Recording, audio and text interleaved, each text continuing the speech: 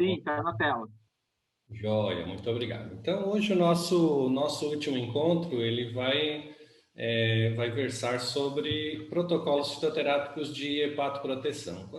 Quando a gente fala de protocolos fitoterápicos para hepatoproteção, nós temos que lembrar da função do fígado, né? E é por isso que a gente, então, entra diretamente explicando o porquê do fígado. Se nós tivéssemos que comparar o fígado há uma peça do nosso carro, nós diríamos aqui que o fígado é, na verdade, o elemento-chave que faz todo o processo de carburização. Antigamente a gente tinha os carros com carburadores, né? Mas transpondo para hoje é o sistema de distribuição, então, de gasolina para todo o nosso organismo. É através do fígado que todas as funções biológicas elas acabam sendo diretamente impactadas, seja pelos processos de biotransformação aos quais o fígado é responsável, sejam pelas funções secretoras de substâncias capazes de regular todo o processo fisiológico no nosso organismo. Então, a função hepática, como órgão acessório ao sistema digestório, e por isso ele entrou como último elemento, é essencial para o funcionamento de todo o nosso contexto fisiológico celular. Então, por isso, o fígado entrou agora no final, porque nós vimos desde o início as atividades de controle das secreções no orofaringe, então na cavidade oral superior, onde nós vimos a necessidade de trituração, secreção de saliva, secreção do primeiro pool de enzimas para o processo digestório. Depois vimos as interferências ao nível do estômago, hipossecreção, hipersecreção e todas as alterações fisiológicas que acontecem no estômago. Depois nós vimos no intestino as alterações inflamatórias, desbiose, que podem estar acontecendo no intestino e que interferem diretamente na capacidade de absorção dos nutrientes. E para que tudo isso seja controlado, coordenado, organizado para o processo de nutrição celular, o fígado entra especialmente com a função de regular esses processos através de uma série de eventos que a gente vai ver hoje aqui na nossa aula. Então, fiquem ligados, aproveitem bem e a gente fica à disposição para que vocês possam tirar as dúvidas ao final do nossa aula de hoje. Quando a gente lembra da anatomia do fígado, ele é um órgão único, né, mas que tem dois lobos, o lobo direito e o lobo esquerdo, e que tem como funções básicas integradas no nosso organismo a regulação metabólica, a regulação hematológica, a produção de bile, e essa bile produzida depois ela vai ser concentrada ao nível de vesícula biliar, onde ela fica estocada para ser liberada para a primeira porção do intestino delgado. Então, o fígado é, em última análise, o órgão responsável por todo esse contexto metabólico, endócrino e hematológico também, né, para que a gente possa ter uma fluidez, uma fisiologia adequada para os nossos tecidos. Só para a gente entender também, todo o fluxo sanguíneo, ele passa de algum modo pelo fígado para os processos metabólicos, então fazendo o processo de regulação metabólica. Todo o processo de absorção de nutrientes, o conjunto de substâncias absorvidas ao nível do trato digestório, na superfície intestinal, passa pelo sistema portal através do fígado. Então, todos os elementos, em última análise, que nós ingerimos, que nós disponibilizamos para a corrente sanguínea, acabam transitando de alguma forma pelo fígado e é a partir dele que eles são processados e metabolizados. Então, essas substâncias precisam, para serem eliminadas ou para terem o seu destino final adequado ao nível celular, eles precisam de reações de metabolização que acontecem no fígado. E por isso que nós temos uma quantidade gigante de operações acontecendo no fígado ao mesmo tempo.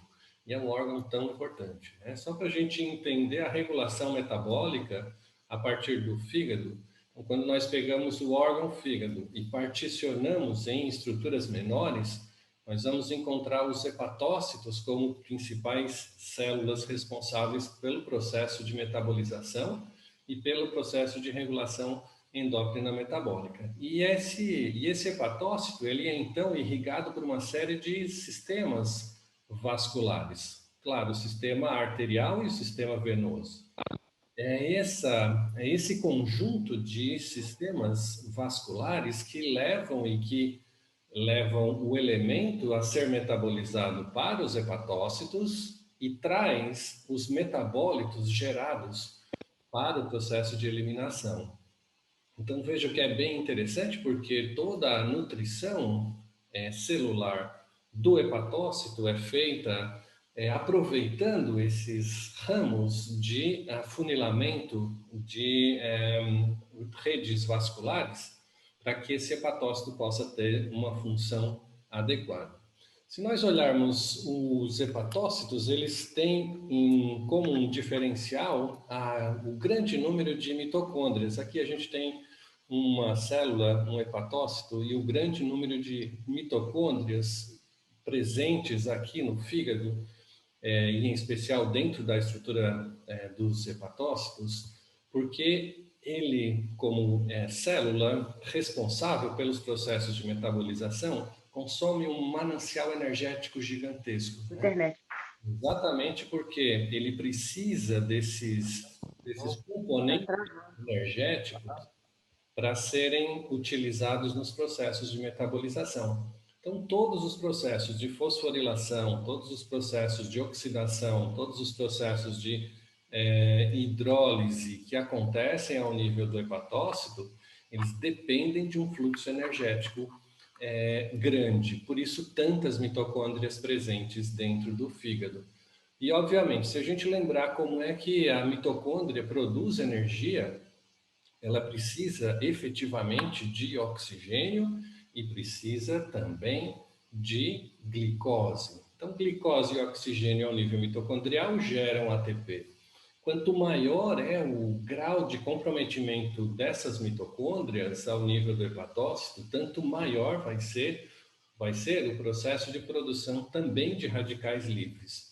É como se nós tivéssemos uma combustão incompleta da gasolina no nosso motor, né? A gente tem, normalmente, flui através da produção de uma combustão efetiva, gera nossa força para o motor e gera no escapamento CO2, a partir da combustão dos hidrocarbonetos contidos na gasolina. No caso de um motor desregulado, o metabólito gerado, ao invés de ser o CO2, vai ser o monóxido de carbono. Mais ou menos acontece isso nas mitocôndrias. Quando a gente não tem uma combustão completa do oxigênio ao nível mitocondrial para a produção de ATP, a gente acaba gerando uma molécula chamada de superóxido. O superóxido nada mais é do que um oxigênio reativo, um O2-. E esse radical superóxido é proporcionalmente maior quanto menor for a eficiência mitocondrial desse hepatócito. E claro, quanto maior a necessidade energética para os processos de metabolização, tanto mais radicais livres serão produzidos ao nível do hepatócito. Obviamente, a produção de radicais livres dentro do hepatócito inibe uma série de enzimas por processo oxidativo e também, na grande maioria das vezes, dependendo do volume de radicais livres que são formados, o hepatócito entra em falência e entra em prejuízo funcional, podendo entrar em apoptose ou mesmo necrose. Então, a gente vai ter uma destruição do hepatócito à medida que vai aumentando essa necessidade de energia para o metabolismo desse hepatócito. Então, veja, não só é importante que nós mantenhamos a sanidade da célula hepática, mantendo um funcionamento mitocondrial justo e perfeito, adequado ao processo de metabolização ou consumo energético gerado dentro da própria estrutura do hepatócito, e também mantenhamos a oxigenação e irrigação sanguínea adequada, ou seja, é extremamente importante que a rede vascular no sistema de irrigação sanguínea hepática esteja funcional. Isso significa que se nós tivermos uma rede vascular obstruída, parcial ou totalmente, dependendo do local onde a rede vascular vai estar atingindo, por processos de formação de placas, microplacas de ateroma, o prejuízo na perfusão desse órgão faz com que nós tenhamos uma sobrecarga de estresse oxidativo nessa célula, gerando um prejuízo hepático. É o que normalmente acontece quando a gente tem quadros de esteatose gordurosa, por exemplo, em que há o depósito de gordura sobre a estrutura do fígado, impedindo a perfusão adequada. Como diminui a capacidade de irrigação sanguínea desse hepatócito, ele entra em quadro de apoptose ou, algumas vezes, entra em quadro de necrose e leva a um prejuízo funcional da atividade metabólica do fígado e gera um quadro de inflamação associado a esse processo de destruição celular do hepatócito. Isso faz com que nós tenhamos, além do prejuízo metabólico, da capacidade de metabolização do fígado, gera também quadro de produção de mediadores inflamatórios, sistematizando e liberando para a corrente sanguínea esses mediadores inflamatórios, esses mediadores oxidativos, em especial os radicais livres. Então vejam que o fígado é uma fonte muito, muito impactante para a saúde do indivíduo. Tanto que no nosso consultório, a gente sempre prioriza o sistema digestório para o processo de nutrição celular, obviamente, mas também o controle da funcionalidade do hepatócito para que todo o sistema possa ser integrado de maneira harmônica e efetiva. Só para a gente entender aqui, o fígado e em especial o hepatócito, ele é responsável pela manutenção da composição do sangue circulante, pelo metabolismo dos nutrientes, entre eles carboidratos, lipídios, aminoácidos, pela remoção dos produtos de metabolização, por tudo que é metabolizado, a conversão em reações metabólicas para a eliminação desses elementos. O estoque de vitaminas, ele é responsável pela manutenção desse estoque A, D, E e K, as lipossolúveis. O estoque de nutrientes, como o glicogênio hepático, né, que fica estocado ali para uma reserva de emergência. E o metabolismo e inativação de drogas, de tudo aquilo que a gente consome. E aí, quando a gente fala em drogas, a gente lembra logo de medicamento, né? Mas não só medicamento. Todas as substâncias, por exemplo, princípios ativos que são absorvidos a partir do consumo de vegetais, são potencialmente metabolizados lá no fígado.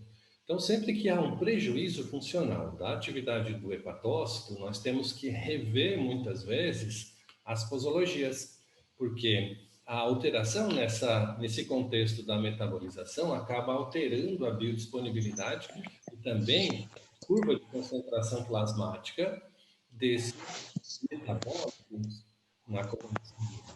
Então, a gente tem efetivamente que controlar, a partir desse processo, as doses e as posologias das drogas, medicamentos e também de fitoterápicos. A função hematológica relacionada ao fígado, ele está diretamente relacionado à produção e apresentação de antígenos e fagocitose, por exemplo. Ele é responsável pela síntese de proteínas plasmáticas, e a gente vai ver aqui que muitas vezes a pessoa vai lá e eu estou com hipotireoidismo, meu T3 está muito baixo, ou estou com prejuízo funcional da atividade de hormônios sexuais, estou com baixos níveis de testosterona livre, e vai ver a atividade do fígado que gera a síntese de proteínas, como a proteína ligadora de hormônios sexuais, a SHBG, ou que gera a TBG, que é a proteína de transporte de tireoglobulinas. Então, essas proteínas, elas são sintetizadas lá no fígado. E muitas vezes o diagnóstico erroneamente, e é isso que a gente vai ver lá no nosso curso de fitoterapia da regulação hormonal, que a gente vai falar dele depois, lá no final. Essa contextualização da atividade hepática como um alicerce para o funcionamento de todo o processo que envolve transporte de hormônios no nosso organismo é essencial. Então, é preciso que a gente investigue quando há uma carência metabólica ou hormonal, um desvio de eixo metabólico ou hormonal no nosso organismo, é preciso que a gente investigue também a atividade hepática.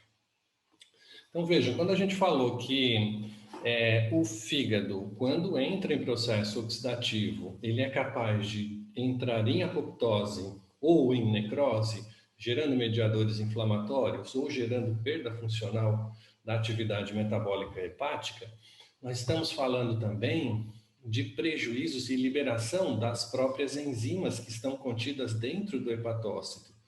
E aí a gente consegue visualizar as transaminases, GOT-GPT ou ALT, AST, como é atualmente chamada, a gama-GT. Gama-GT é um dos elementos chaves bioquímicos extremamente importantes para a gente avaliar a atividade oxidante do fígado, o quão há estresse oxidativo dentro desse ambiente hepático. GOT e GPT para avaliar a destruição ao nível de hepatócito. Se há uma lesão apoptótica ou se há uma lesão necrótica dentro do hepatócito, a gente consegue visualizar através desses parâmetros bioquímicos. Então, é muito importante que a gente faça, sim, um acompanhamento e um monitoramento dessa função. Fundamentalmente, para que todo o processo digestório seja acrescido de um regulador fisiológico, né? Além disso, o fígado envolve a atividade metabólica hepática, envolve a remoção de hormônio circulante, envolve a remoção de anticorpos, envolve a remoção e o armazenamento de toxinas, envolve a síntese e a secreção de bile para que ela possa ficar estocada dentro das vesículas, da vesícula biliar, e a partir daí ser então liberada através do ducto biliar para a região do intestino, para a homogeneização e emulsificação das gorduras que a gente consome. Então, as funções do fígado são imensas, né? E da vesícula biliar como um acessório, né? Pela própria localização geográfica, quando a gente melhora o funcionamento hepático, a gente também melhora a produção de sais biliares que vão ser concentrados com a geração da bile. Então, normalmente, quando a gente faz uma regulação ou uma hepatoproteção, nós melhoramos também a capacidade e a funcionalidade da vesícula biliar. Por isso, ela entra aqui nesse contexto da hepatoproteção, porque ela é beneficiada indiretamente pela regulação dos processos associados à atividade do hepatócito. Então, a vesícula biliar é basicamente um órgão de estoque, né? Ela fica alojada e concentra, nesse contexto, a bile. E da bile, ela libera através do colédoco para o hormônio para dentro do intestino para a emulsificação, como nós mencionamos. Então, quando há alguma alteração da função de produção de bile lá no fígado, efetivamente a gente não consegue ter uma atividade da vesícula biliar adequada também. Então, a hepatoproteção, ela parte do princípio de regular o funcionamento do hepatócito para que ele seja mais resistente às alterações que possam estar acontecendo dentro desse ambiente do fígado. Algumas patologias que estão associadas aqui à alteração funcional do hepatócito envolvem hepatite autoimune, as hepatites virais. Essas a gente tem pouco controle porque tem uma funcionalidade que depende basicamente do comprometimento do próprio sistema imunológico do organismo, que responde contra a presença de células hepáticas. A hepatite viral, que depende da infestação por vírus, né? Então, a gente tem o comprometimento e o alojamento dos vírus dentro dos hepatócitos. E o que é mais controlável, assim, em termos de redução da funcionalidade hepática, são as lesões hepáticas induzidas ou por drogas, ou por toxinas, ou por álcool, e a grande maioria no hemisfério ocidental, a lesão hepática induzida por gorduras, ou a esteatose gordurosa hepática. Essa, sem dúvida, é a grande vilã da maioria das queixas hepáticas relacionadas no sistema de saúde. A gente tem ainda algumas doenças metabólicas e vasculares, mas que são muito mais raras, né? doenças metabólicas envolvendo resistência à insulina, envolvendo a geração, a rede vascular, envolvendo a geração de microplacas de ateroma no sistema de irrigação sanguínea do hepatócito, mas são muito mais raras. A grande maioria realmente é ou por toxinas, ou por álcool, ou por drogas e gorduras na alimentação. Em relação à hepatite autoimune, é importante que a gente também frise que uma boa parte dessas respostas autoimunes, especialmente no hepatócito, ela está, em última análise, relacionada com a presença de assinaturas bacterianas depois da hiperpermeabilidade intestinal. Lembram que a gente falou em uma das aulas sobre o afrouxamento das paredes intestinais e a migração de restos bacterianos, especialmente em quadros de disbiose, restos de LPS que caem na corrente sanguínea e vão se alojar em determinados tecidos? Pois bem, um dos últimos trabalhos que eu li na Nature sobre doenças autoimunes fazia menção dessa presença física de LPS alojadas dentro do hepatócito, ou sobre o hepatócito, né, no tecido gorduroso e no tecido interhepático. Como o LPS se aloja nesses locais, o nosso organismo reconhece como uma partícula alergênica, inflamatória, imunogênica, e aí recruta mediadores inflamatórios para esse ambiente hepático. Esse recrutamento, quando os macrófagos chegam lá e fagocitam, eles fagocitam partes também do hepatócito que está sendo digerido por aquele processo inflamatório. E aí apresentam para o nosso sistema imunológico, gerando uma resposta autoimune muito, muito significativa, levando a um prejuízo hepático bastante sério. Então, também aqui a regulação do intestino, e por isso é tão legal esse curso, né, que a gente abordou todos os sistemas independentes assim, e depois ligá-los entre si para fazer essas conexões no sistema de avaliação integrativo. Isso que é bacana a gente ter essa visão.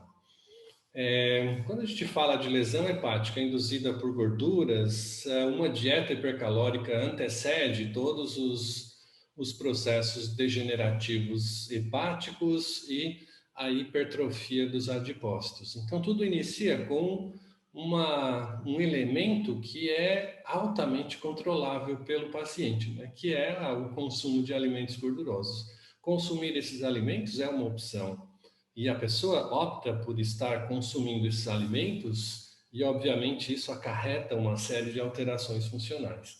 Então, se nós trabalharmos na causa, no início do processo, é uma reeducação alimentar para reestruturar a dieta desse indivíduo.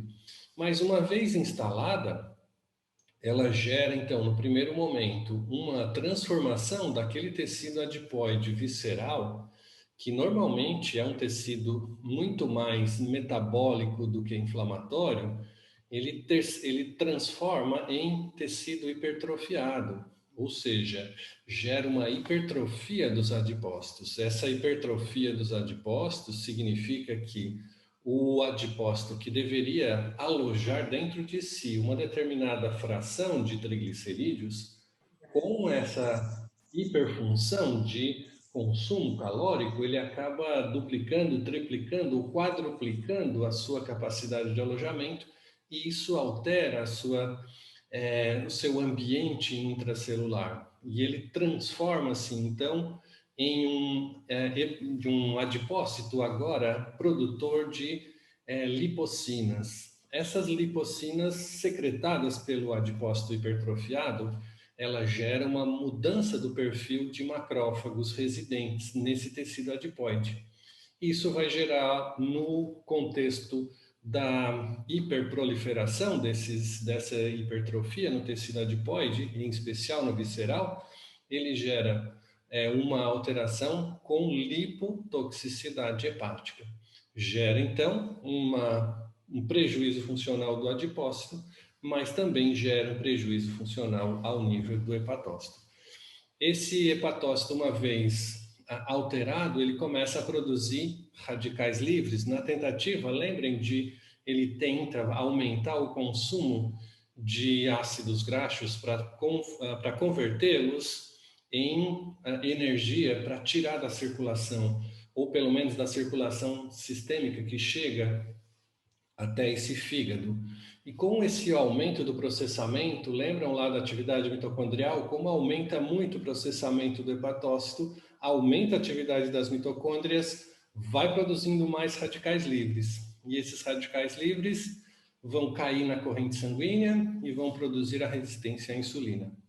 Então, agora a gente não tem mais só uma hipertrofia do adipócito, a gente tem uma hepatotoxicidade, a gente tem também uma deposição de gordura localizada que leva ao estresse oxidativo do hepatócito, que gera resistência à insulina e que altera um monte de outras coisas, né, no organismo.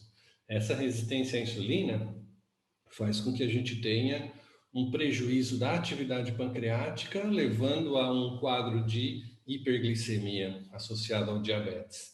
Então, tudo isso vai ser contextualizado depois e acaba levando o paciente a uma síndrome metabólica, com alterações pressórias, edema, risco cardiovascular aumentado, formação de placas de ateroma, tudo isso em função dessa atividade de hipercalórica, de consumo hipercalórico na sua dieta. E, obviamente, pela função fundamental aqui do fígado, que não consegue metabolizar toda essa gordura que é direcionada até ele. Então, para que a gente possa melhorar a capacidade de metabolização hepática, o que normalmente a gente faz são estímulos através de plantas do sistema digestivo, né? Plantas amargas, princípios amargos, é um dos mecanismos de controle.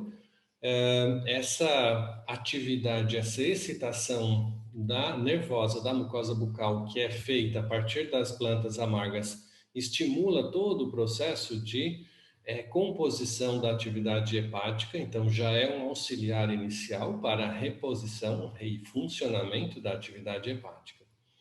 A gente tem esses estimulantes biliares que também fazem o processo de melhora da capacidade de emulsificação das gorduras que são consumidas na dieta do paciente.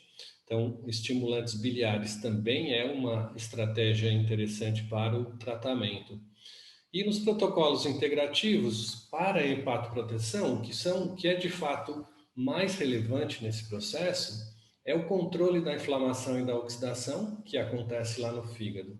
Já que para proteger o fígado, para proteger o hepatócito, nós temos que reduzir o grau de oxidação, que é gerado a partir de uma redução da perfusão ou que é gerado por uma super disponibilidade de ácidos graxos através da beta-oxidação lipídica hepática. Então, tendo esse controle, lembrando que a oxidação gera destruição celular e que a destruição celular gera inflamação, então, oxidação e inflamação hepática devem ser monitorados e controlados, para que a gente possa melhorar o ambiente hepático. Como que a gente vai fazer isso? Usando as plantinhas nesse protocolo integrativo. Depois, reduzir o dano hepático, que é efetivamente a hepatoproteção. Como que a gente pode reduzir o dano hepático? Diminuindo ou sequestrando os radicais livres já formados. Então, uma coisa é impedir que eles sejam formados, outra coisa é sequestrá-los depois de formados.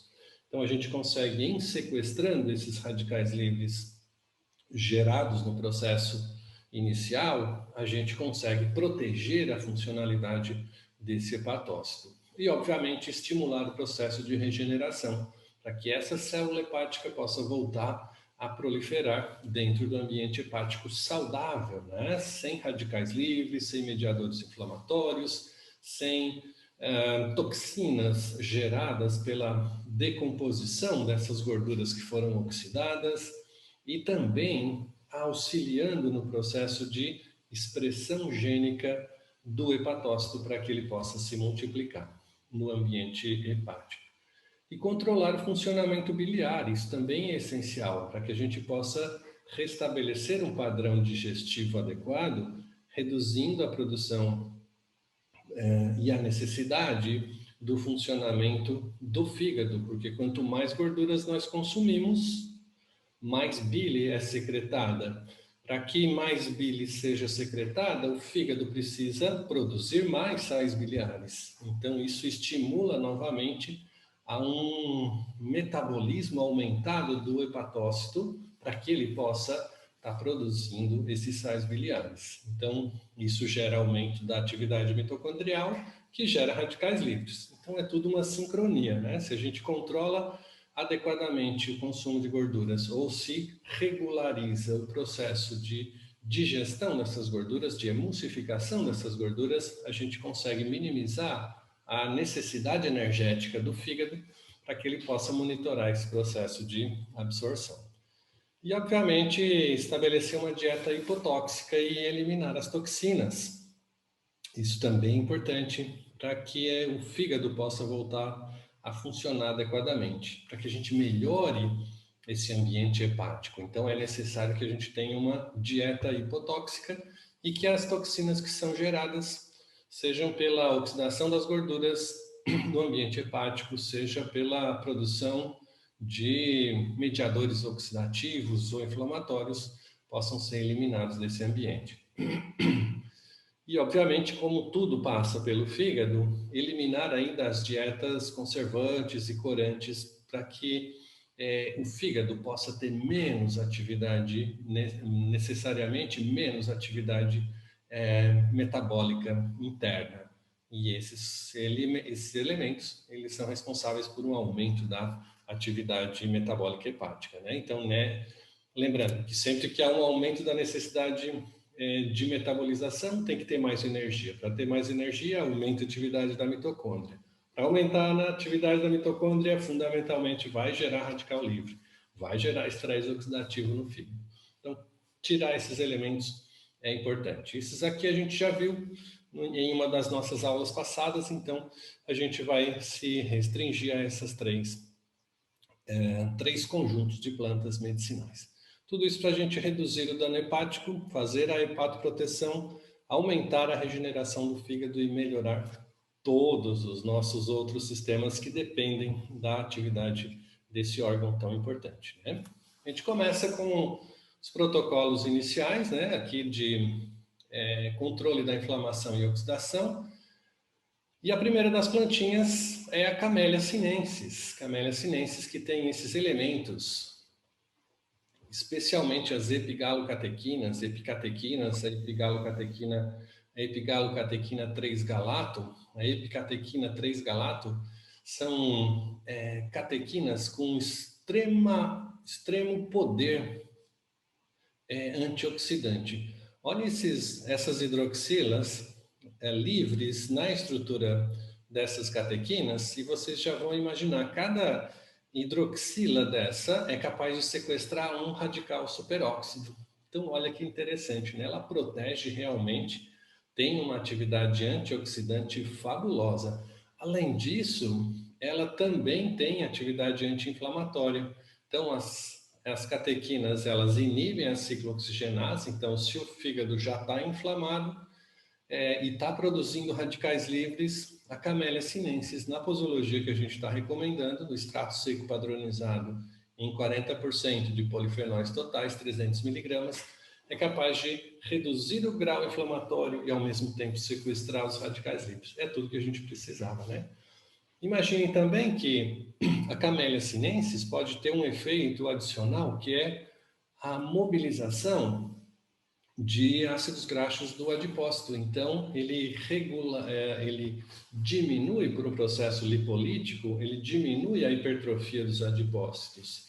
Então, ele pode também contribuir para a redução da hipertrofia do adipócito sobre o tecido hepático no caso de esteatose gordurosa. Então, reduz a esteatose local, né? Então, é bem bacana. Então, tem ação antioxidante, anti-inflamatória, termogênica e o sequestro desses radicais livres promove uma melhora clínica do paciente. Padronização de dose para esse processo, Camellia sinensis extrato seco padronizado, 40% de polifenóis totais, é o que tem mais, que está mais disponível no mercado hoje, 300 miligramas. Porque em 300 miligramas a gente consegue ter nessa padronização do extrato 120 miligramas de polifenóis totais expressos em ácido gálico, que é o marcador químico das catequinas. Então é esse o marcador que a gente vai estar utilizando para esse fim na atividade da Camellia sinensis. Uma outra planta bem famosinha, né, que é a cúrcuma longa. A cúrcuma longa tem vários efeitos já descritos na literatura, entre eles a ação anti-inflamatória pela redução da atividade da ciclooxigenase e da lipoxigenase, então diminui a atividade inflamatória do fígado, por isso ela controla os danos gerados no hepatócito. 250 miligramas de extrato seco, normalmente a gente já tem uma boa padronização no mercado, 95% de curcuminoides totais. E aí a gente precisa ter esse cuidado, porque a padronização tem que ser em curcuminoides totais e não em curcumina. Por quê? Curcuminoides totais envolvem pelo menos 7 outros derivados curcuminoides similares à curcumina, mas que aumentam a biodisponibilidade da curcumina. Então, uma das padronizações aqui é que ele seja, dos requisitos é que ele seja padronizado em curcuminoides totais. Tumerona, atlantona, zingiberona, todos eles são curcuminoides. Então, tem um efeito ainda colagogo e colerético adicional. Então, além de melhorar a atividade hepática, também regulariza o funcionamento biliar. Então, é bem bacana. Aumenta a produção de sais biliares, aumenta a capacidade e a contratilidade da vesícula biliar. Por isso, colagogo, por isso, colerético, né? Muito bem. A cúrcuma longa, então, pode ser usada também pela farmacopeia europeia na forma do próprio pó e a padronização da cúrcuma longa em pó, que deve ter pelo menos 3% de curcuminoides no pó da planta. Então, na forma também de pó, a gente tem a possibilidade de usar.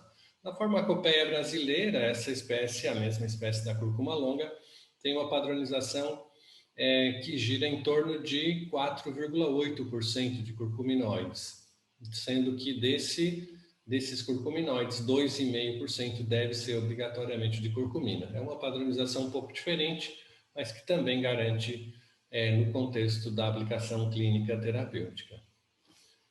Uma curiosidade sobre a cúrcuma longa é que a dose regular oferecida para a substituição daquela concentração do extrato seco aqui é de 3 gramas diárias, tá? Então, 3 gramas diárias do pó da planta equivalem a 250 miligramas em termos de curcuminoides totais ao extrato seco padronizado.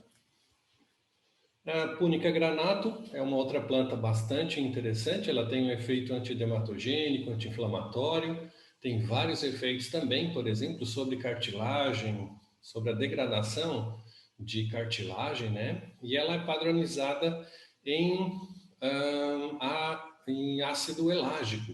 Então, a padronização da Punica granatum deve ter esse marcador como principal responsável pela atividade biológica. Então, ela tem essas possibilidades. De novo, aqui a presença de punicalina. Olha quantos radicais livres são sequestrados pela punicalina. E outros derivados do ácido elágico. Olha de novo aqui a capacidade de sequestro dos radicais livres dos derivados do ácido elágico, né? Seus ésteres, que são taninos que estão contidos lá na frutinha, que é padronizada, então, em 40% desse ácido elágico, e a dose equivalente aqui é de 100 miligramas de ácido elágico por cápsula. Idealmente que se tome 2 tomadas, né, posologia para 2 tomadas, como protetor hepático. Professor Niraldo, vou tomar que hora que é esse negócio? Eu vou tomar de manhã, em jejum, vou tomar antes do almoço, depois do almoço. Todas essas plantinhas que são hepatoprotetoras, obviamente elas devem ser consumidas antes da refeição principal, das refeições principais, né? No caso da Punica granatum, Curcuma longa, Camellia sinensis, pelo menos 1 hora antes das refeições. Por quê? Porque nas refeições a gente tem um aumento da absorção desses metabólitos que vão passar pelo fígado e o aumento da possibilidade de geração de estresse oxidativo. Então, nesse contexto, 1 hora antes, a gente previne esses eventos, porque em 1 hora a gente já consegue absorver esses polifenóis, liberando-os para a atividade de proteção hepática. Então, 1 hora sempre antes da principal refeição ou das principais refeições, dependendo da planta. Vitis vinifera. Vitis vinifera também tem esse efeito anti-inflamatório e antioxidante bem legal e pode ser usado em função dos seus flavonoides, né? Flavonoides que incluem quercetina, miricetina, resveratrol e também como a Punica granatum tem catequinas, como o chá verde também tem catequinas, e esse grupo de catequinas tem esse efeito antioxidante e anti-inflamatório associado, né? Bem bacana. Para vitis vinifera, extrato seco 7%, 360 miligramas, normalmente conferindo um equivalente a 25 miligramas de flavonoides totais, calculados como quercetina. Então, é bem legal fazer no mesmo protocolo que a cúrcuma longa e que a Camellia sinensis. Essa é uma plantinha excepcional aqui para a atividade hepática, que é o Rosmarinus officinalis. Ele é muito empregado pela sua ação colagoga e colerética, mas ele tem uma ação hepatoprotetora muito bacana, porque os principais componentes marcadores, cortisol, por exemplo, carnosol, por exemplo, inibe o processo de expressão das enzimas pró-inflamatórias, ciclooxigenase 2 e óxido nítrico sintase induzida. Nesse contexto, o carnosol inibe o NF-κB e, com isso, diminui todos os mediadores inflamatórios, inclusive lá no fígado, né? O ácido ursólico inibe diretamente a ciclooxigenase 2. O ácido betulínico inibe a mieloperoxidase, que é a enzima responsável pela produção de radicais livres superóxidos a partir da ativação desses neutrófilos. Então, lembram quando a gente mencionou que pela redução, pela necrose dos hepatócitos, liberam partes dos hepatócitos para o ambiente perihepático. Nesse contexto, essas partículas são reconhecidas como inicializadores inflamatórios. E a primeira célula que migra para esse local, neutrófilo. O neutrófilo, quando migra, que sai de dentro do vaso para esse ambiente hepático, ele gera um burst oxidativo, ele aumenta o seu próprio consumo de oxigênio nesse processo de migração e como efeito colateral desse aumento do consumo de oxigênio, o neutrófilo produz a ativação da mieloperoxidase, que gera como elemento chave no final do processo radicais superóxido. E esse radical superóxido é extravasado para fora da célula e gera um estresse oxidativo no ambiente perihepatócito. Então, no externo, naquele ambiente onde o hepatócito está vivendo, né, o interstício celular.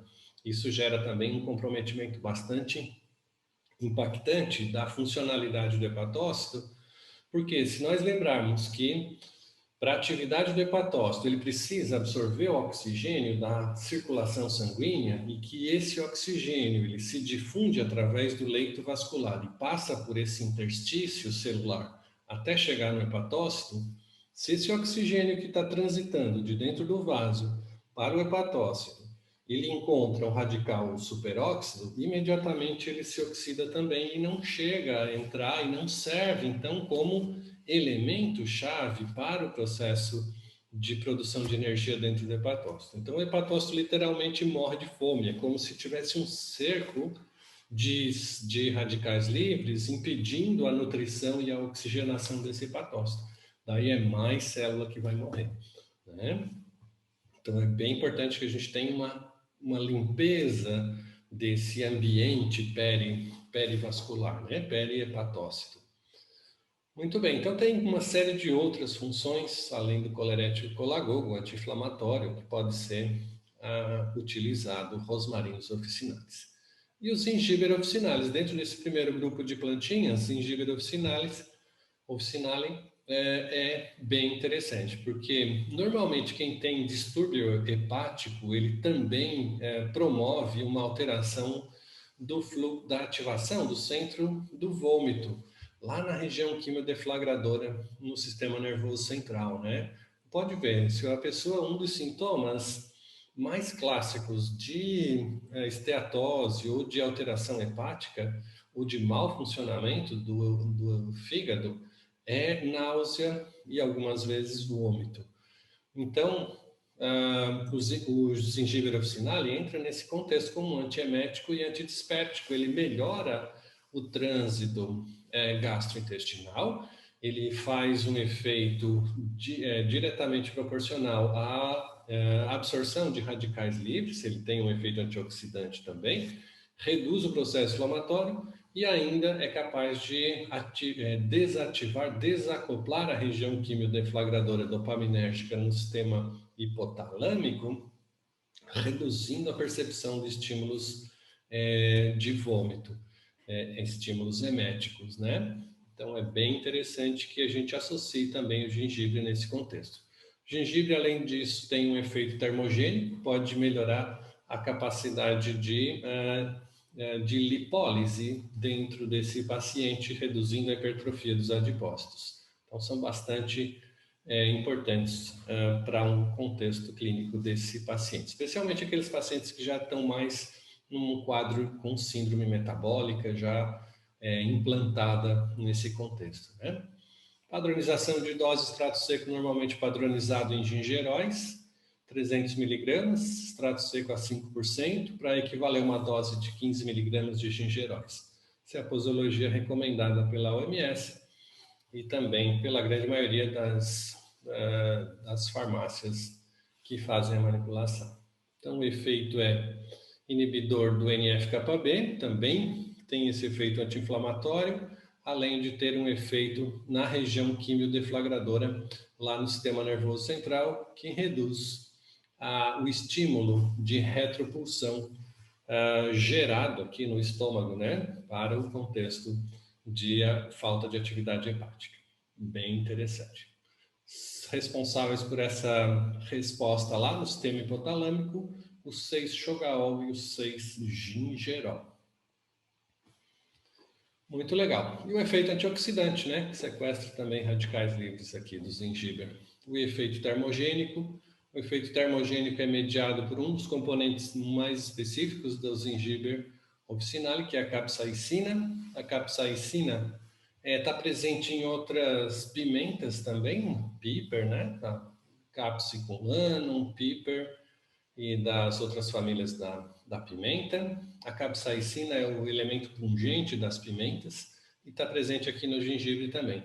Ele ativa os receptores DRP1 lá nas fibras sensoriais do tipo C, por isso ele dá aquela sensação de queimação, mas ao mesmo tempo ele também promove a liberação de noradrenalina dessas fibras, especialmente nas fibras que inervam os adipócitos. Quando libera noradrenalina, ativa receptores beta-3 e que promove a ativação da adenilato ciclase para a conversão de ATP em AMP cíclico, tudo isso dentro do adipócito, para que a proteína quinase A ativada por esse AMP cíclico recém-formado possa ativar a lipase dos triglicerídeos.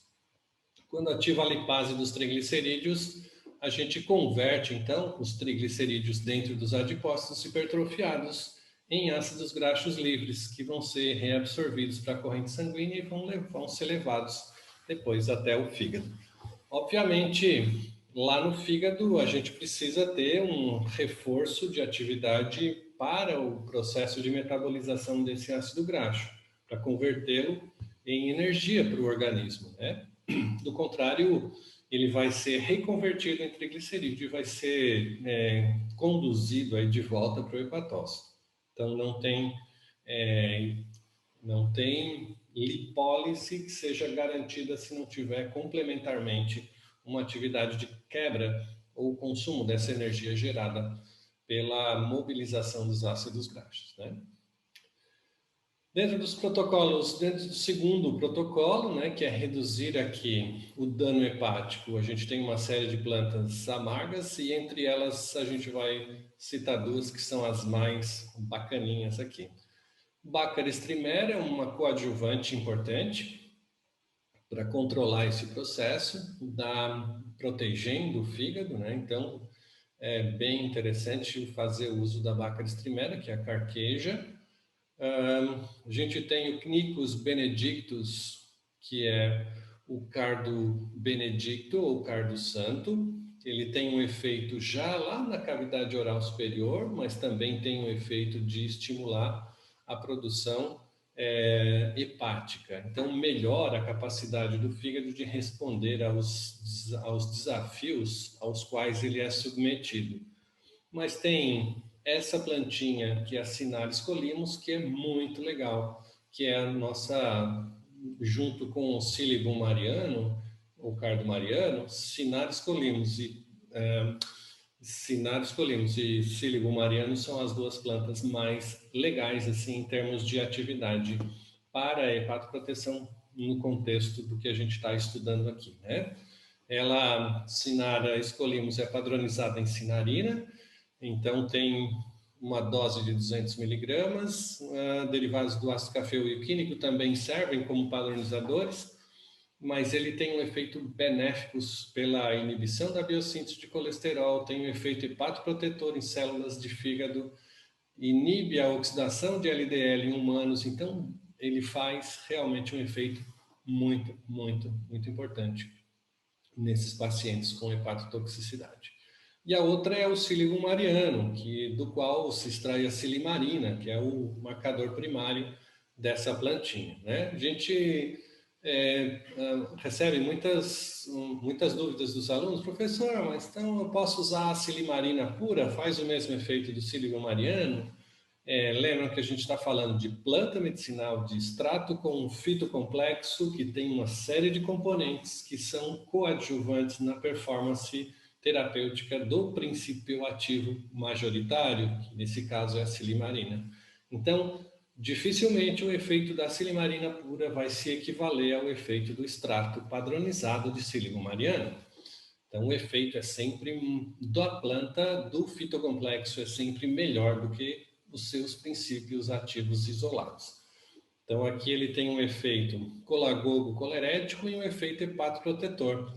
Reduz a peroxidação lipídica hepática. Olha que legal, a gente falou até agora de que o aumento da atividade hepática gera radicais livres, que gera apoptose ou necrose do hepatócito. Se gera apoptose, perda funcional do fígado, se gera necrose, gera quadro inflamatório, por isso que boa parte do pessoal que tem esteatose gordurosa hepática, ele também tem um quadro inflamatório bastante proeminente associado, seja ele no próprio fígado, com alterações das transaminases e da gama-GT, seja em outros órgãos inflamados, como o intestino, como nas articulações, como no sistema nervoso central, com quadros de irritação, ou mesmo outros quadros de inflamação, renal, por exemplo, né? Então, é bem interessante que a gente entre aqui com o Siligum mariano como uma alternativa. Silimarina, como eu mencionei, é o principal marcador desse processo.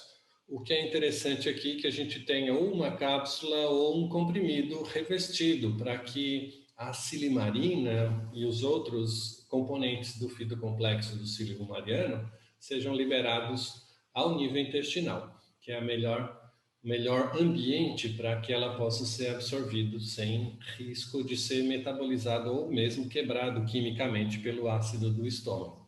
Então, Siligum mariano, fica aí a dica. Siligum mariano, silimarina é o Claudinho e Bochecha aí da música popular. Dentro desse contexto ainda, Nós vamos mencionar aqui o funcionamento biliar, que ajuda no processo, como eu mencionei, de emulsificação das gorduras. A gente pode usar, então, o coriandro sativo. Se vocês lembrarem, o coriandro também é importante para a eliminação das toxinas e metais pesados. Então, a gente consegue aqui, com o uso do coriandro, que é o coentro, melhorar o processo de eliminação das toxinas e, ao mesmo tempo, restabelecer aí um padrão funcional hepático. Então, ele é usado em queixas dispépticas, perda de apetite, nos casos de indigestão, especialmente naquelas com formação de gases intestinais, exatamente porque ele melhora, né, o contexto de secreção biliar e isso favorece a emulsificação das gorduras e impede que essa gordura seja oxidada lá dentro do intestino, gerando radicais lipoperóxidos, que são muito perigosos para a parede intestinal. Outra plantinha é a menta piperita. A menta também pode ser usada pela sua atividade de controle das funções hepáticas e biliares. Então, dentro dessa atividade, ela é bem importante. Como antiespasmódico e antiflatulento, que é a indicação clínica que está relatada lá na farmacopeia brasileira, né, para ela. P1 boldos, esse é clássico também, né? Colerético colagogo, dispepsias funcionais, e ele funciona como estimulante hepático. Então, para que ele possa ser incluído como uma planta medicinal importante, é importante também que a gente associe ao P1 plantas antioxidantes, porque como ele é um estimulante das secreções gástricas, hepáticas, estomáquicas, ele precisa aumentar a atividade mitocondrial. Então, é importante que a gente associe sempre P1 bons, essas plantas que são estimulantes da secreção, as plantas amargas de uma maneira geral, elas precisam de uma associação com antioxidantes, porque senão a gente compromete ainda mais a função do coitadinho do hepatócito, né? Se ele já está sobrecarregado, produzindo o limite dele para tentar compensar a fisiologia,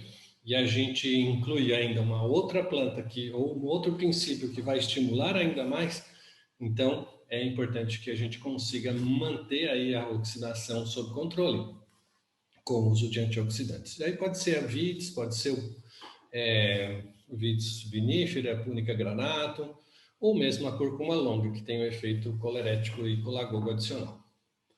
Plectranthus barbatus também é uma plantinha bastante utilizada, menos utilizada, mas é importante que a gente também use dentro do contexto de pacientes com a síndrome metabólica, que já tem uma hipertrofia dos adipócitos bem definida, porque ela tem atividade lipolítica também.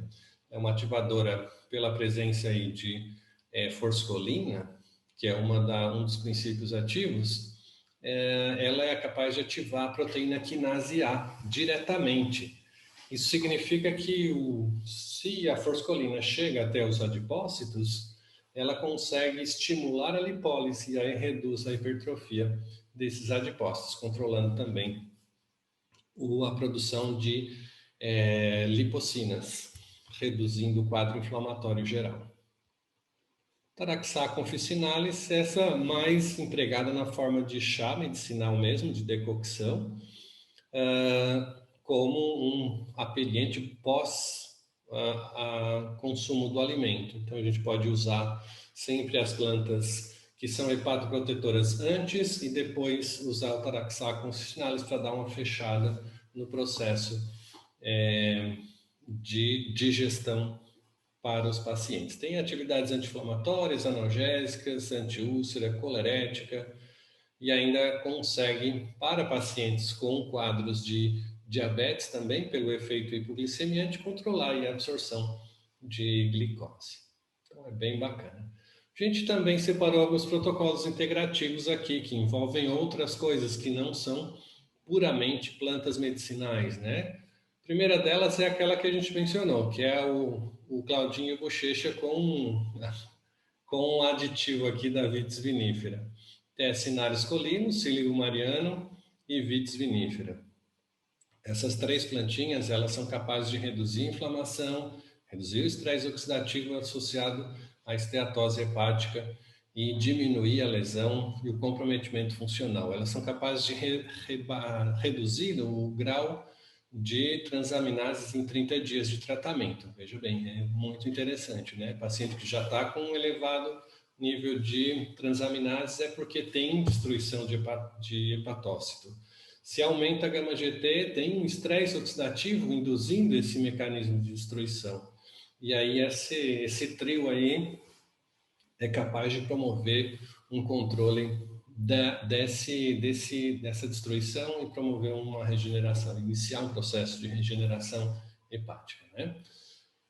Segundo protocolo essencial, assim, que a gente sugere, normalmente envolvendo outras coisas que não as plantas, né? É um conjunto aí de elementos metálicos, selênio, zinco, vitamina E, vitamina B12, vitamina B6, glutationa, N-acetilcisteína, NADH, quercetina.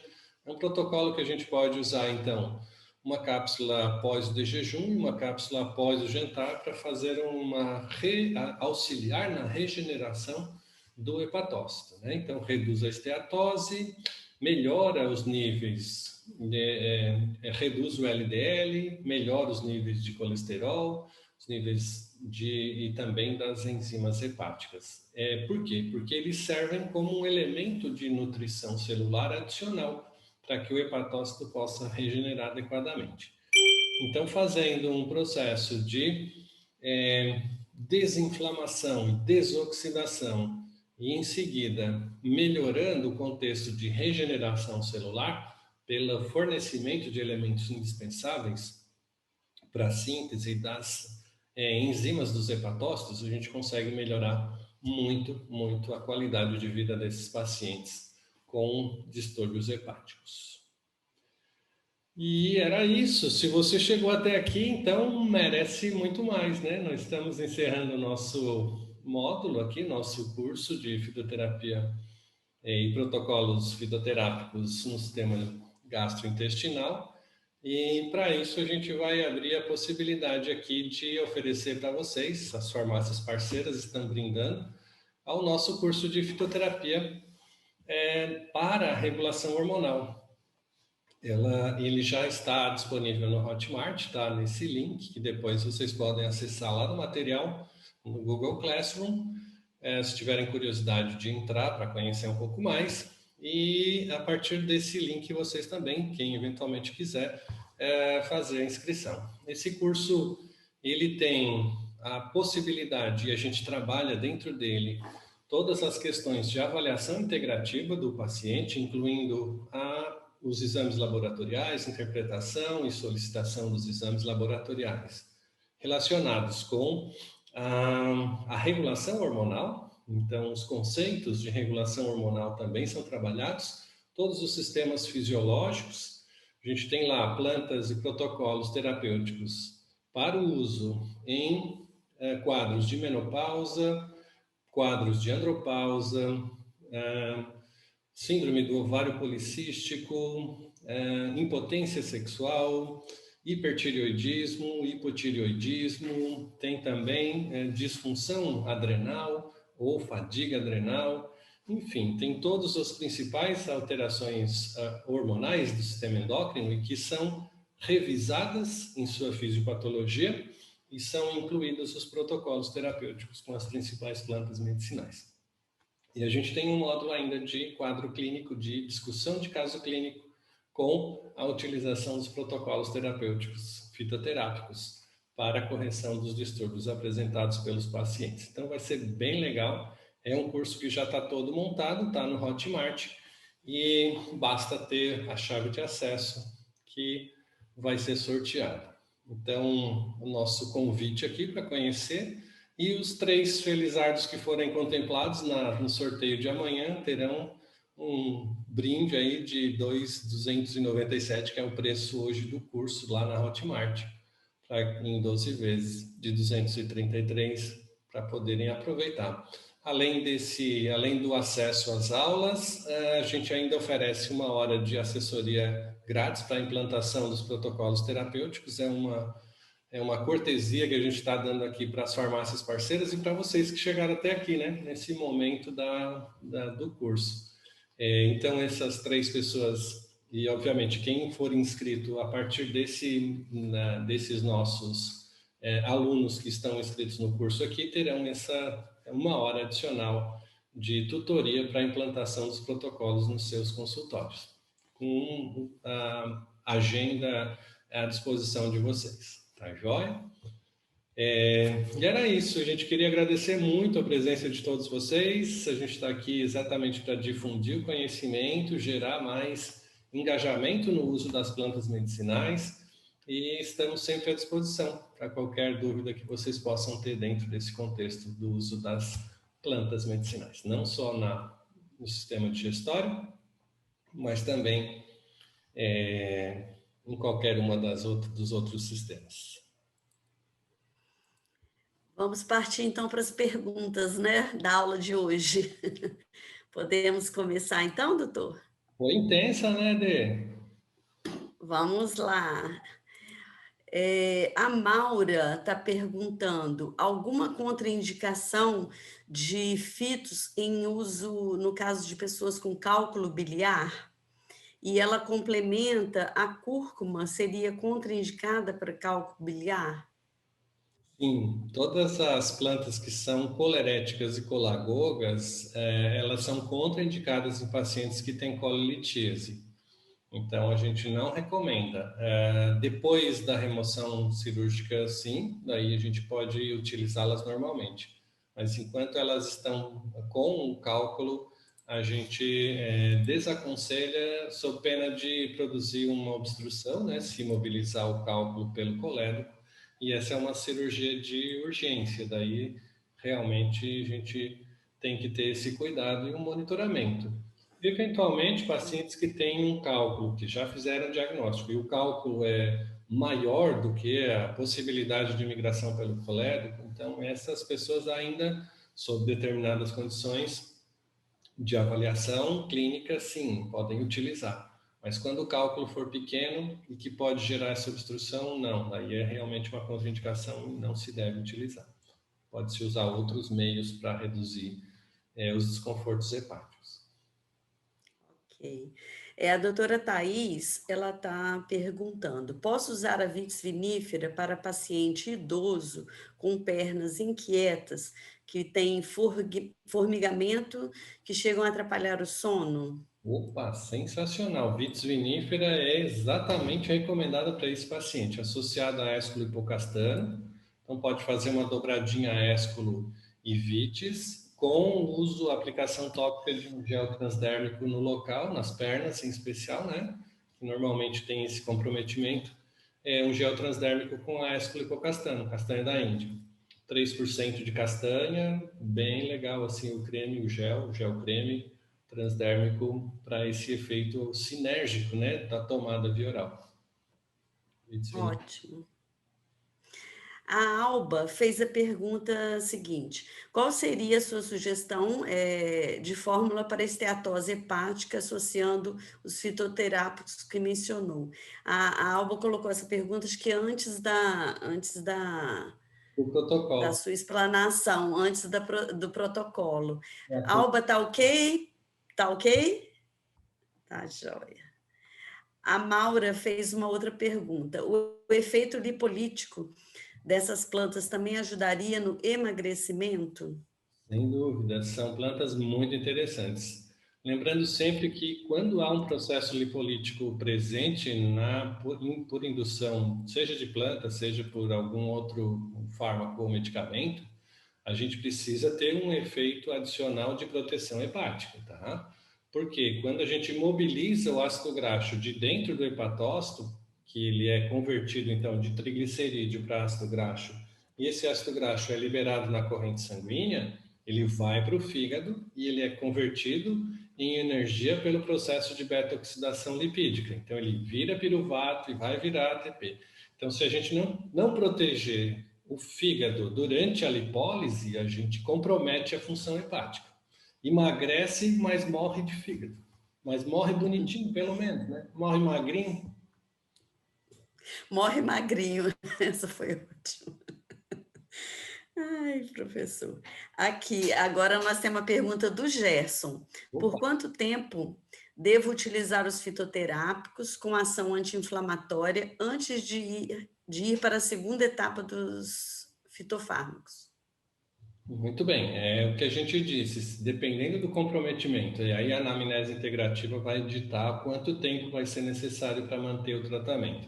120 dias pelo menos, para que a gente possa ter uma remodelagem do interstício celular, daquele ambiente onde a célulazinha está morando ali, né? Está vivendo, para desoxidar, desinflamar, tirar metais pesados, tirar mediadores inflamatórios, então limpar a nossa vizinhança.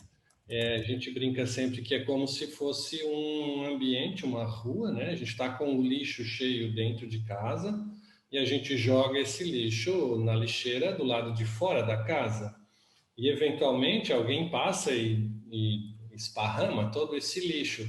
O acesso das pessoas à nossa casa vai ser dificultado pela presença desse lixo.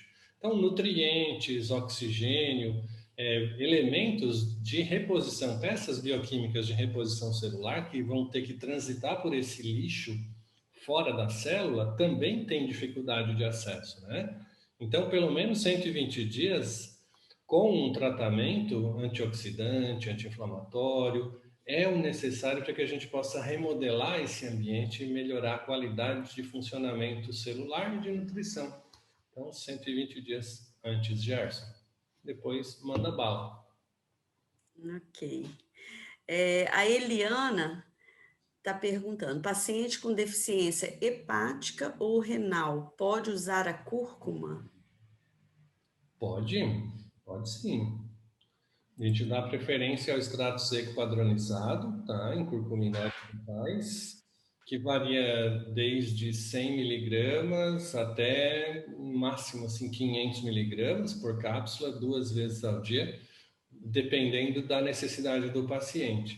Se for um extrato seco padronizado em 95% de curcuminoides, o que a gente faz para melhorar ainda mais a biodisponibilidade é fazer em cápsula com TCM associado, triglicerídeos de cadeia média. Isso dispersa, como os curcuminoides são lipídios, né?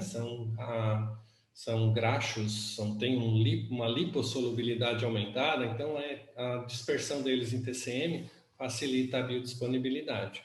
Então, esse é uma adicional. Se a gente quiser melhorar ainda mais, acrescenta a piperina ou um derivado piperínico, né? Capsaicina, pipernigrum, capsicum annuum, que são extratos de plantinhas em baixas doses, só para melhorar a vasodilatação local, intestinal, favorecendo a absorção dos curcuminoides. Porque, naturalmente, esses curcuminoides têm baixo nível de biodisponibilidade. Se a gente pegar a curcumina, por exemplo, ela tem 0,1% de biodisponibilidade. Então, 500 miligramas equivale aí a 0,1 de 500 miligramas, né? Então, é muito pouquinho. Por isso que as doses normalmente são altas quando a gente trabalha com a planta total, né? Só o pó da planta. Já com um extrato padronizado em curcuminoides, isso tudo vai aumentando a biodisponibilidade, o que favorece aí até 15 a 20% quando a gente utiliza essas estratégias de solubilização em TCM, ou lipossomado, às vezes, se conseguir fazer um lipossoma. É o caso do medicamento do Motori lá da Axé, que é lipossomado, né? Eles têm um extrato lipossomado de cúrcuma longa, mas eles desenvolveram a tecnologia, então só tem lá. Por isso a dose do Motori é menor do que a que é normalmente empregada na terapêutica convencional, porque eles lipossomaram e porque tem 50% só do extrato, né, naquela composição, o resto é lipossoma. Então, essas estratégias melhoram bem a biodisponibilidade. Tá? A Letícia perguntando aqui se em caso de paciente com quimioterapia também pode usar cúrcuma. Pode sim, até deve usar, porque só com uma ressalva, né, de que as quimioterapias que têm como mecanismo de ação a geração de radicais livres ou estresse oxidativo para matar a célula tumoral, não podem ter a administração concomitante com essas plantas antioxidantes, senão limita o efeito tóxico da quimioterapia sobre as células tumorais, né? Então, isso tem que levar em consideração. Aquelas quimioterapias alquilantes, então tem algumas quimio que não pode utilizar porque fazem uma interação. Mas na grande maioria das vezes, antes e depois, certamente, seguramente, a gente recomenda a associação sempre, a gente faz o protocolo própolis, né? Própolis antes e própolis depois da químio e tem resultados assim fabulosos. O mecanismo é mais ou menos o mesmo que a cúrcuma, a diferença são os componentes, mas o efeito antioxidante, anti-inflamatório e de regeneração celular é mais ou menos o mesmo. Então, os protocolos são esses. Nunca durante o tratamento, porque se morre durante esse tratamento, o médico vai dizer, foi por causa da cúrcuma que estava usando, sabia? Tá vendo? Morreu por causa da cúrcuma. Não foi por causa da dose do quimioterápico, né? Então, tem esse porém, esse resguardo de aplicação terapêutica. A Eliana está comentando aqui se, no caso, seria melhor a cúrcuma em cápsula ou na comida. No caso, ela está praticamente afirmando, no caso. 3 gramas na comida faz a mesma coisa que 3 gramas na cápsula. Porque a gente vai comer a comida com a cúrcuma, vai misturar com os componentes gordurosos da comida, favorece a absorção. A gente pode consumir a cápsula antes do almoço, por exemplo, que é o recomendado, e aí durante o almoço a gente vai acabar tendo no mesmo ambiente a dispersão do pó da planta nesse conteúdo alimentício e vai ser absorvido igual. A Lúcia, professora, as cúrcumas que possuem nanotecnologia, as doses seriam menores? Exatamente, porque são mais bem biodisponíveis. Essa é a ideia. Perguntas aqui finalizaram, pelo menos até o momento. Agora, a quantidade de elogio aqui tá assim, demais, viu? Muito parabéns, compartilhar conhecimento, aula maravilhosa, muito rico conhecimento. Está agradecendo às farmácias por terem organizado o evento. Assim, agora, se não tem mais perguntas, eu vou passar para a Marília, né, Marília? Então, muito obrigada, Denise. Obrigada, professor. Queria lembrar a todos de usarem a plataforma do Google Classroom. Até o dia 15 de setembro ele está disponível. Então, que vocês acessem, porque o material está riquíssimo e disponíveis todas as aulas até hoje. Então, todos os módulos estão lá. Aguardar que a farmácia organizadora mais próxima de você vai enviar um e-book com um compilado de todos os materiais que foram apresentados pelo professor. E não esqueçam de preencher a lista de presença, que o link está no chat, para a gente poder fazer o sorteio com todo mundo amanhã, a partir da avaliação dos 75% de presença, para que a gente possa, então, disponibilizar o curso, os 3 cursos que foram, então, disponibilizados pelas farmácias para os presentes. Então, mais uma vez, muito obrigada e realmente aproveitem o Google Classroom, porque ele está muito rico mesmo. Quem já entrou sabe do que eu estou falando, porque são todas as aulas disponíveis e mais um material riquíssimo que o professor está deixando à disposição também. Então, ela vai estar no ar até o dia 15 de setembro, certo? Mais uma vez, muito obrigada. E agora vamos para o encerramento com o Gerson. Bom, pessoal, chegamos ao final, né? Infelizmente, né, professor Niraldo? Exatamente. Mas isso não quer dizer que não venha novos projetos interessantes para aí. Né? A gente gostaria muito aqui, em nome de todas as farmácias, de agradecer a todos que estiveram presentes aí nos diversos módulos, né? E com certeza esse conteúdo vai permanecer com vocês e vai com certeza também ajudar muita gente, tá? A melhorar a sua saúde, sua qualidade de vida com os conhecimentos aqui repassados, né? Gostaríamos muito, né, de nos parabenizar aqui as farmácias que tiveram a ideia do projeto, né? A Matriz, São Leopoldo, a Artefarma, a Albinha do Rio, ao Farmacêutico de Campinas, Imafar de Vitória, ao Álvaro, onde é que está o Álvaro aqui? Está aqui, Ramos, né, de São Paulo, e Dermos aqui de Florianópolis, né? Um grupo, né, de farmacêuticos antigos, né, que há muito tempo juntos aí lutamos, né, pela qualidade de vida das pessoas, e estamos sempre disponíveis para preparar o medicamento individualizado, e agora com mais conteúdo ainda, né, professor? Tá? E um agradecimento muito, muito, muito especial sempre, né, ao professor Niraldo, que é o nosso mestre, né? É uma pessoa que tem no seu DNA aí, tá, essa missão de levar informação de forma gratuita, de forma espontânea, né? O professor Niraldo e a Marilis, pessoas espetaculares aí que estão sempre disponíveis e com certeza já ajudaram e vão ajudar muita gente, né? E a gente aqui, em nome das farmácias, em nome de todos que estiveram presentes, queremos te agradecer muito, tá? Tu realmente é um exemplo a ser seguido, né? Com todo esse conhecimento, com toda essa simplicidade, né? É uma referência para a gente, né? Bom. E agradecemos muito de coração mesmo, estamos muito felizes pelo resultado, pelo sucesso de todo esse projeto.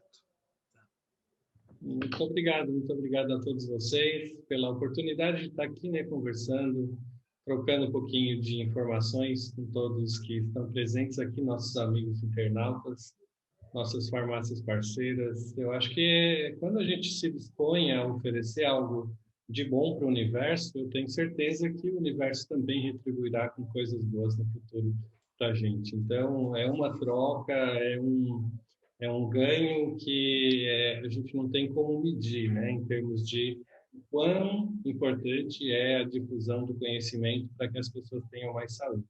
Esse é o nosso propósito de vida nessa nossa, espero que não última fase, mas nessa próxima fase, né, da nossa existência aqui no planeta Terra, com os nossos irmãos, que a gente possa contribuir para que todos tenham saúde plena, uma longa vida, e que sejam felizes, né? Porque a gente precisa difundir a felicidade e o amor de maneira mais humana, e para que todos tenham essa qualidade de vida associada. Muitíssimo obrigado. Fico até emocionado, viu, Gerson? Conseguiu. Olha, professor Niraldo, com certeza aí esses fitoterápicos vão nos trazer vida longa, com certeza. Tá? E vamos te ouvir e a gente espera passar essa onda aí para estarmos juntos em algum momento novamente, né? E estou quase me inscrevendo de novo. Valeu, pessoal. Muito obrigado mesmo. Tá? E até uma próxima. Denise, pode encerrar? Eu só queria, assim, mais uma vez agradecer a todos os presentes, as doações, que foi muito interessante, uma iniciativa que só faz o bem, né? E lembrar que o sorteio, a gente vai colocar o vídeo do sorteio lá no grupo. Então, amanhã, com certeza, a gente já vai saber quem são os sortudos aí, né? Mas só parabenizar a todos os presentes, a todas as farmácias e principalmente o professor Niraldo. Muito, muito, muito obrigada, viu? Muito obrigada. Parabéns, foi ótimo. Salva de palma para você. Boa noite. Boa noite. Tchau.